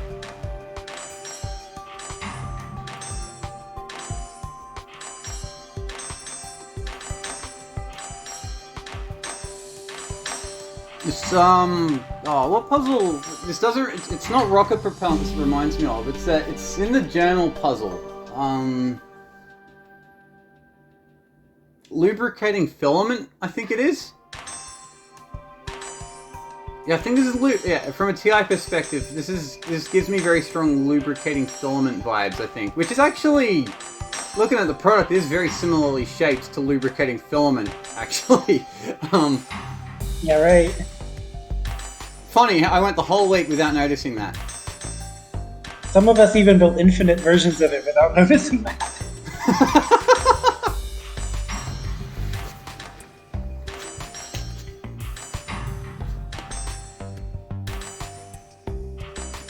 These are really nice, yeah. I particularly like the bottom here. Alright. Next up is Mr. Puzzle. I've solved called Quantum Height. Let me zoom out all the way. I don't think I can even zoom out far enough. Yeah. Oh, it's the collision avoidance type. Actually, let me just, for comedic effect, I might just zoom in. Yeet and yoink. Oh, why doesn't it work? Oh no! Oh, is it because I'm using an old version of the checks game? have changed by your update. Oh, is it? No. It's because I'm using a different version of Opus Magnum. Oh, that hurts.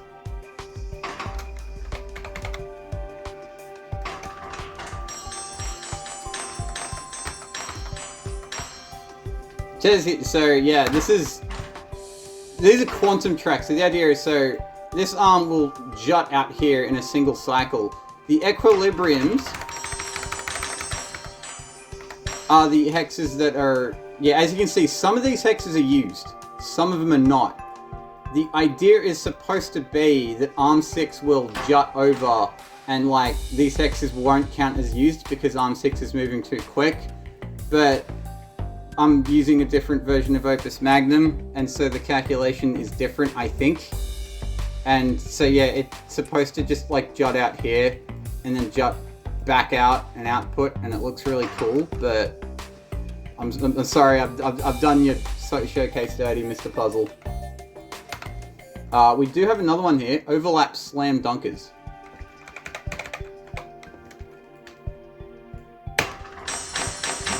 Nice. Oh, that feels good.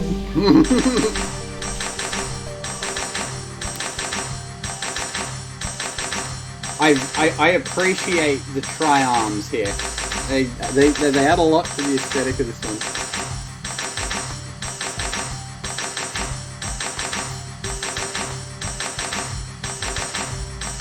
Why use Hexarm when Tri-Arm do tricks?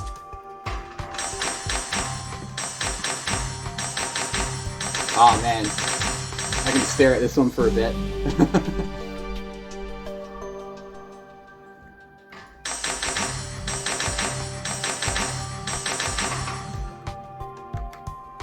Okay. Moving on, we have a Shadow Cluster showcase. This looks like overlap area. Oh, I see.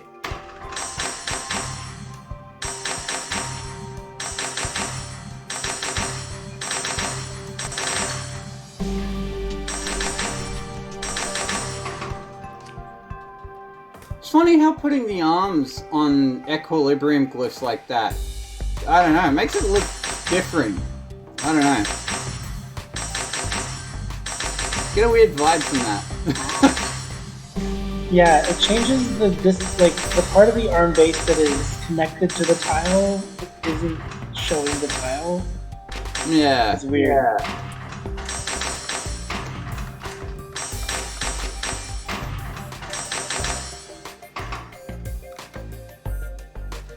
Very cool, very nice, though. We have another overlap area. This one's faster and is the same cost, so the winner of overlap area is Bambi.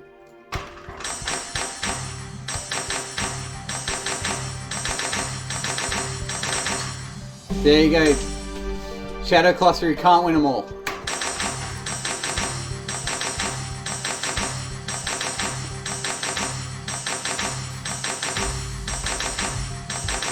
You have to like, I don't know, going through why this is like better, I'd have to like unearth how many triplex bonders there are.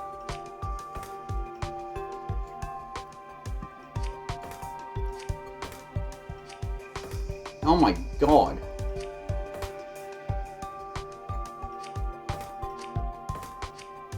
How many triplex bonders is that? Sometimes you need 380 gold worth of glyph. 3, 4, 5, 6, 7, 8, 9, 10, 11, 12 triplex bonders.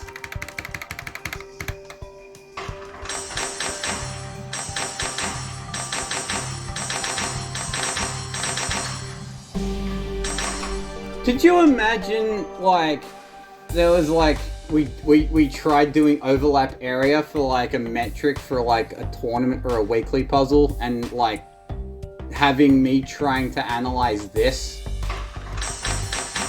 Yeah, if you actually let people arbitrarily overlap and then you had to look at it on screen, that's it.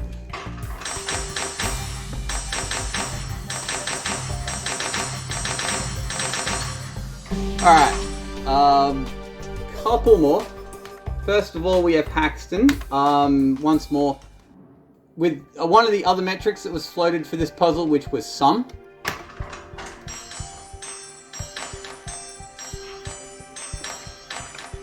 Oops. There we go.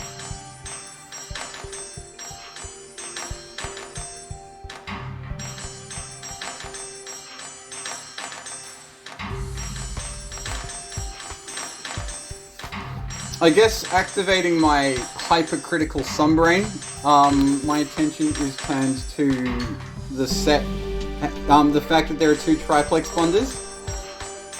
I'll probably be asking myself the question if I could get away with 1. I do like these bonders, and also being the only sum optimizer that cares about area, I'm looking at arm 4, but that's just a me thing. Other than that, I think that it's well paced. Yeah, a lot of, yeah, I don't know, it's a big molecule sum solve. If it was actually a metric, I probably would have come up with something myself, though. And the last one, I have to do a bit of fudging around on the website.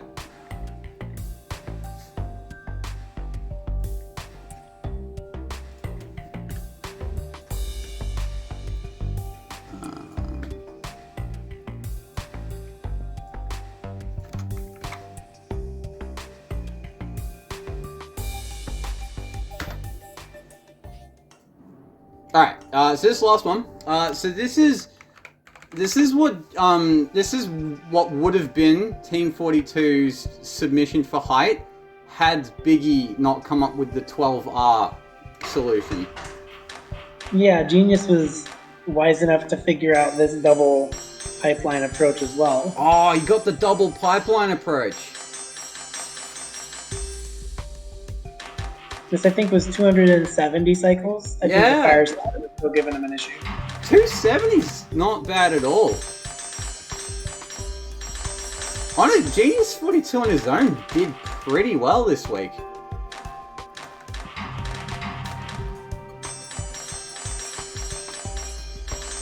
And yeah, like you look at this, and because knowing the winner is a 2 pipeline approach, you look at this and think, yeah, this has real potential. It's a good idea. So I know, like, height is not a metric I would normally associate with Genius 42's skill set, but this is, like, good. This is well made. Good stuff, Genius 42. And it is, I believe, perfectly symmetrical as well, which is nice. The question of should Critelli be underneath the fire in the center instead of one of the holes? I was waiting for the Galaxy School of Critelli. Waiting for someone to just put Critelli outside of height 3 just to be a contrarian or whatever. I did. If you wanted to load mine up and look where Critelli is, it's outside of the height. Oh, did you do that? Alright, let me boot height back up.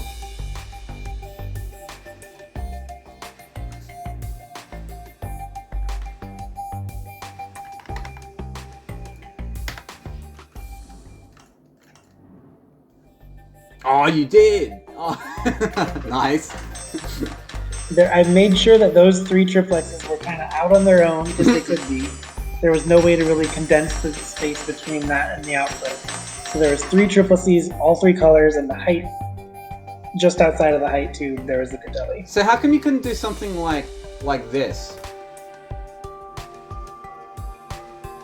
So the timing of when the infinite actually got extended needed to be perfect so that ARM 11 wouldn't crash back into the infinite, or whatever the ARM number is in this one. 17, is it? It's the one that's actually grabbing it on the track to the right. Oh, that's 20, I think. Yeah, right. I reordered all of the ARMs at some point so that it would be like in grab order instead of in think order. But it's just in time to not get crashed into. And if it's moving any other time, then there's no crash. Right, because you see ARM 20 outputs here, and on that exact same cycle is when the product gets covered. I see, yeah. Alright, so that was a necessary evil. Okay. Alright. 12R or bust. 12R or bust. Okay. I think we can call that a stream.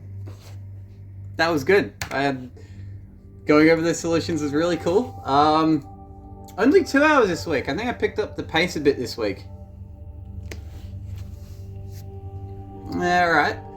Nevertheless, this is really fun. Your solutions are really cool. And I think both metrics are really good to watch on stream. So, this is a good stream. Alright. I'll leave it at that. I hope you'll join us next week for Luster of Syrup. And I'll catch you later. Thank you for the stream and for this tournament. Weeklies.